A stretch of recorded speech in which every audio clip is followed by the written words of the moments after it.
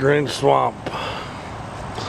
Hiking, biking, fishing, hunting, and camping. Wildlife management area.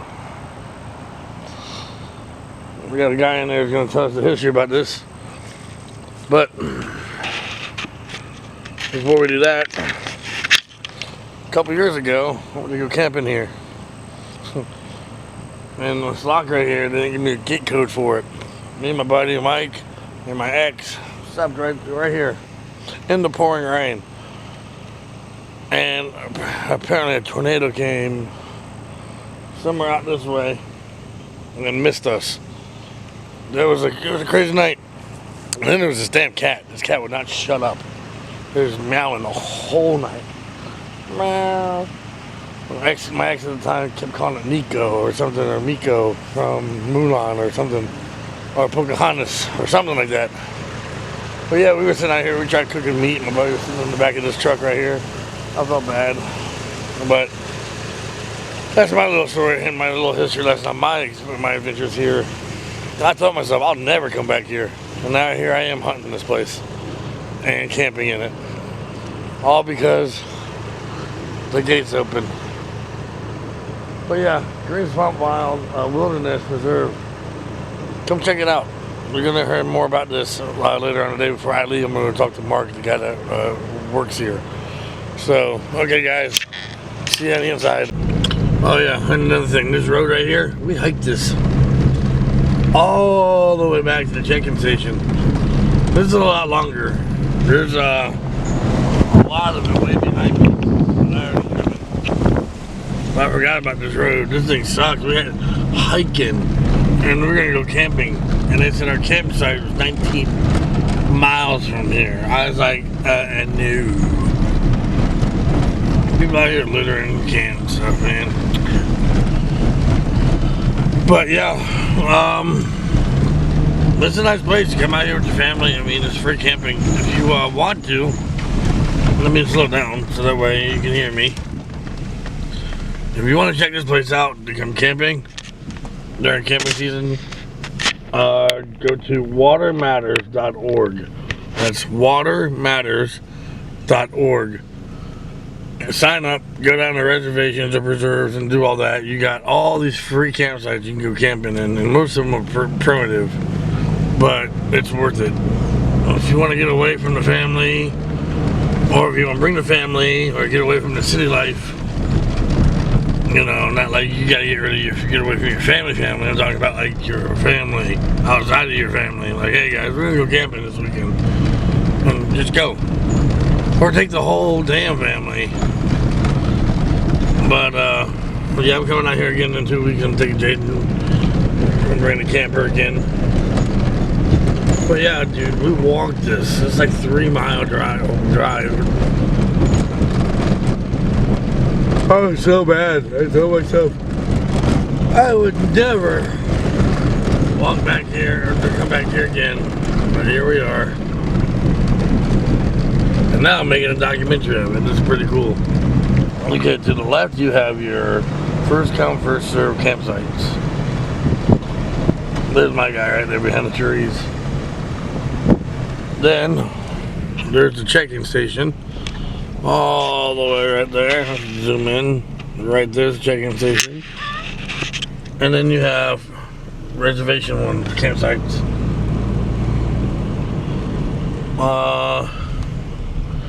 Green Swamp Wilderness. Let's see if we can read this. Green Swamp Wildlife Management Area. Managed with Southwest Florida Water Management District. So this whole place is protected and it's observed. I guess this used to be an old town. We're gonna get into that more here in a little bit. But we're gonna go out to the guard desk. Yeah, we're gonna go camping right here. Because we gave up. We almost decided to sleep right out here. There used to be a picnic table and a fire pit. We got porta potties out here. There's the map of the place. There's Mark. We're gonna be seeing him in a little bit. Mark's truck. Mark stays in that little guy right there throughout the weeks. And alright, be back in a bit. This place is pretty big. You get lost out here if you don't know your way around. But if you stay on the white road, you can't get lost. You'll end up either at that exit or the exit 13 miles on the other side of this one of the woods. I just shot at a squirrel and it jumped 10 feet in the air. I missed it. It's like, alright, I kind of spooked him. I was like, yeah, I'll let you live. But, yeah. Just look at the scenery, it's so nice.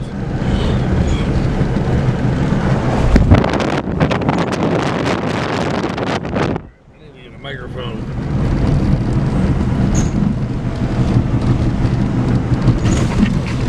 Go ahead and state your name for YouTube. First name only. Mark. And how long you been coming down here to East Green Swamp?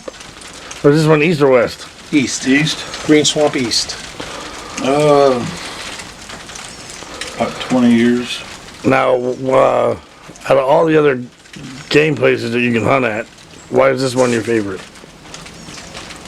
I just love it here, like it here. It's the first place I started hunting in Florida, and it's closer to home than a lot of other places, and ended up meeting a lot of people and making friends, and so this is kind of home, and now I work here part-time, and so this is just, it's a hard place to hunt, but it's home. I love it here. A lot of beautiful area. I like fishing the river. I haven't done the fishing here yet. I've seen I think you got mud fishing here. Yeah. Yeah. And pretty much throw anything out there, they eat that. Fish them a lot up at the Stanley Fish Hole. Now, how long has this place been open for hunting?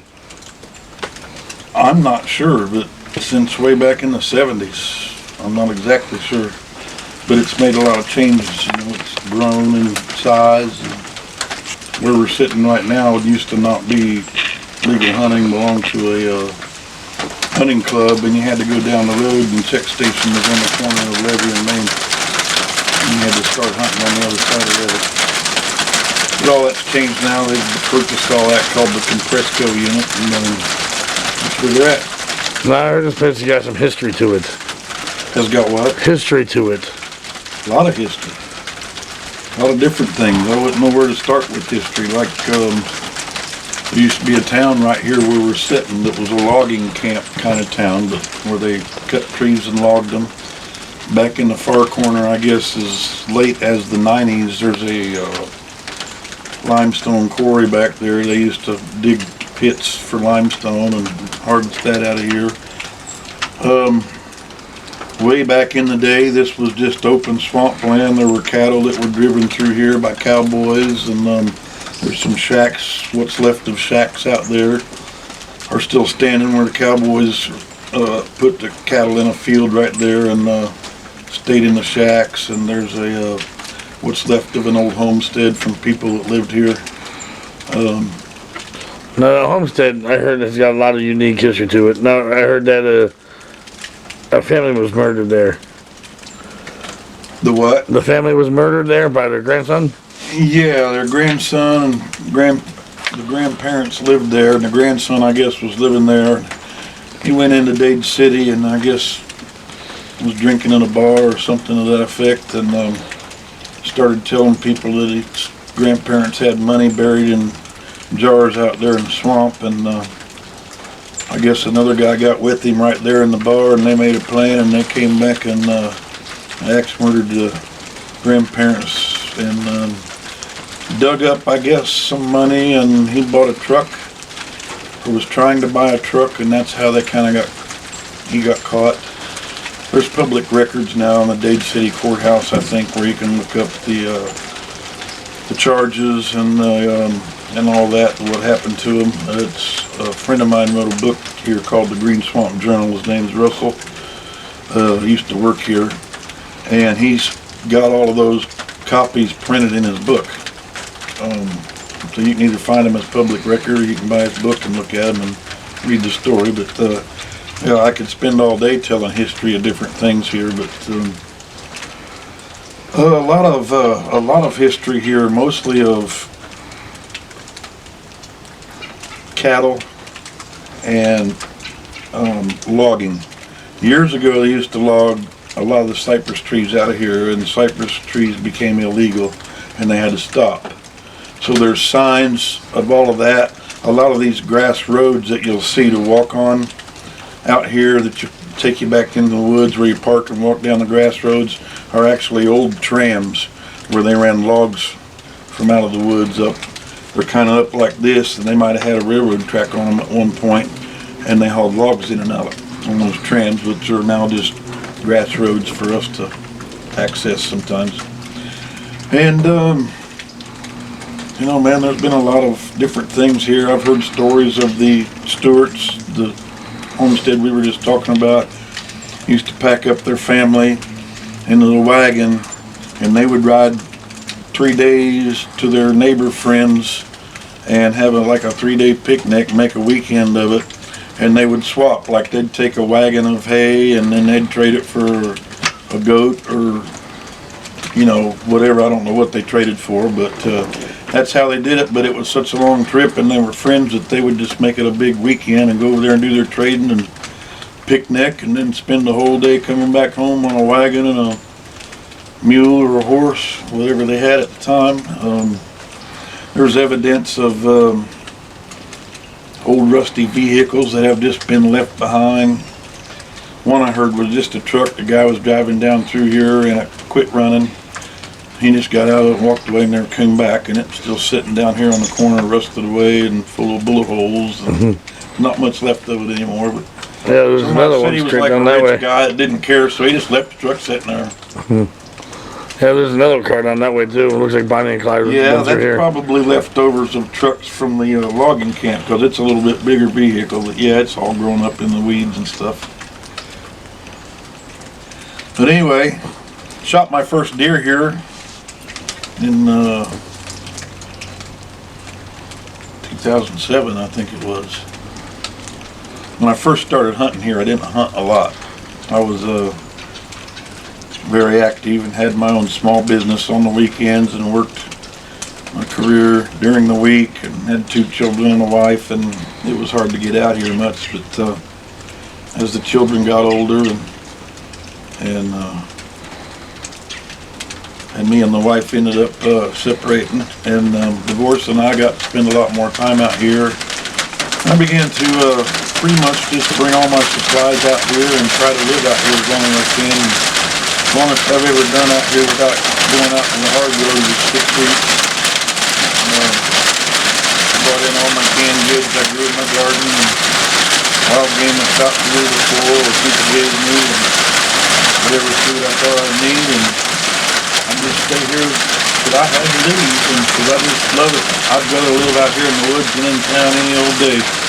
It's not an easy life. You gotta chop wood, you gotta hunt things, you know. Sometimes you don't get to eat when you want to or what you want to, but I love it. I guess now I understand. Years ago I thought people that said that were crazy, but now I understand. Maybe I was born 100 years too late. But I like living the old style. I feel you there. My own water, and you know, chopping my own firewood and figuring out how to warm myself up on cold days, and I just enjoy the whole outdoor life. The air is fresh, beautiful scenery. Yeah, the one thing I like about the country right here is no traffic. How friendly is everybody here? You what? How friendly is everybody here? Oh, most people hate each other. No, I'm just kidding. No, there's a lot of friendly people here, a lot of good people. One of the things that attracts me is the camaraderie of the people in the campground. Now that I work here, I don't camp over in the campground. I camp in an employee's row, but before that, there was a lot of us. We would all get camp spots together, and then a lot of times in the evenings after hunting, we'd all get together, and one of us would cook all the food, and everybody would pitch in and have fish fries and eat hog burgers or venison burgers and tell our hunting stories, and just a lot of camaraderie. Met a lot of people over the years. Turkey season sometimes brings people from all over the United States. I've had dinner and ate antelope right here in this campground with people from Wyoming. I've had people from Alaska bring me, fish fresh from Alaska in their camper and invite me over for meals. It's a very unique place. You don't find stuff like that just anywhere. And that's one of the big attractions. A lot of fine people.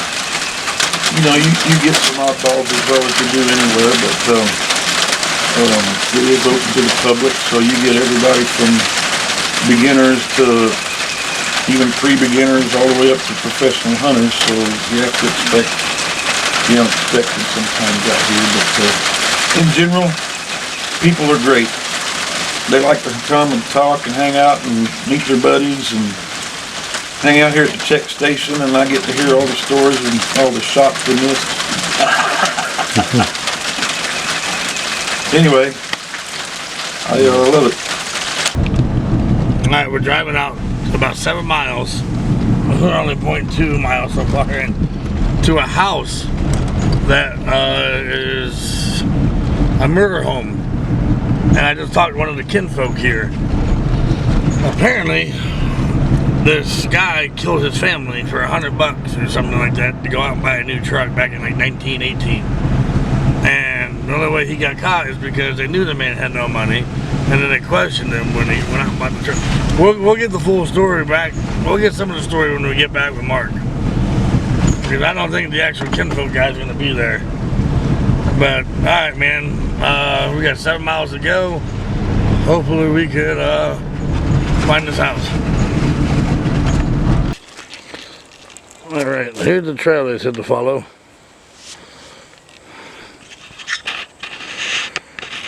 Right there. Should come up on our house.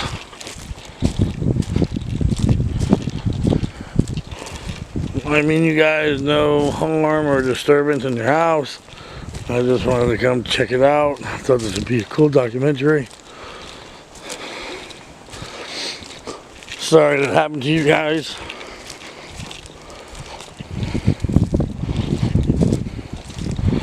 Decided to walk in there 100 yards.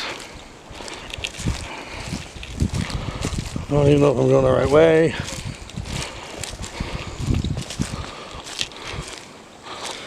I don't even see a house yet.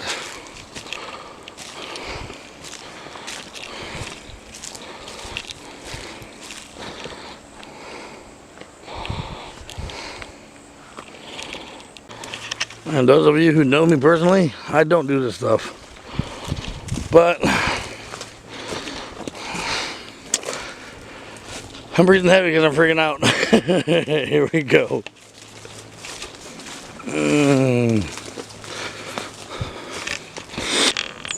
Alright, I think this is it. I think this is the house we're talking about. And then again, I could be off by 100 yards somewhere.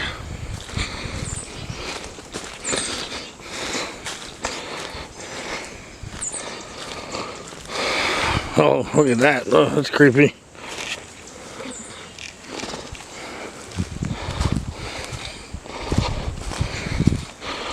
There's supposed to be graves on here too.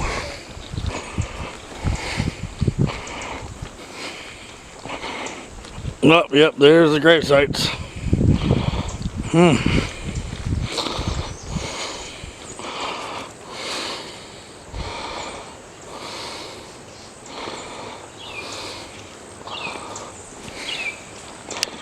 Look at that shack.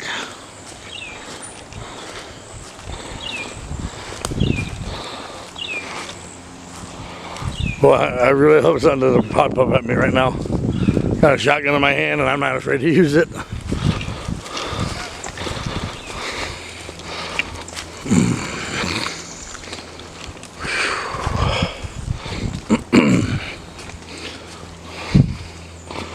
People shooting in this. Ooh, it's cold in here. Old tree stump. Stewart Homestead, Mr. and Mrs. Stewart. Irish, ISOM, and Sarah Saleh. 1860 May 19 of 1918. 1845, May 9th, 1918. Axe murdered together in their home by Sally's grandson Joshua Browning, I think, and his friend John Tucker over money for a truck. That is crazy.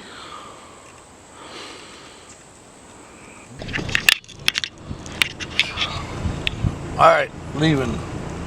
It's creepy. I got some good photos. I'm gonna put them all up on the video.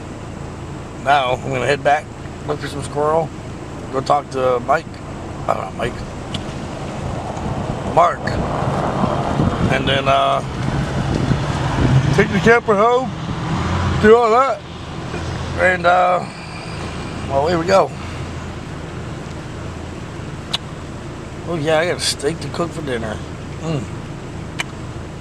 See ya.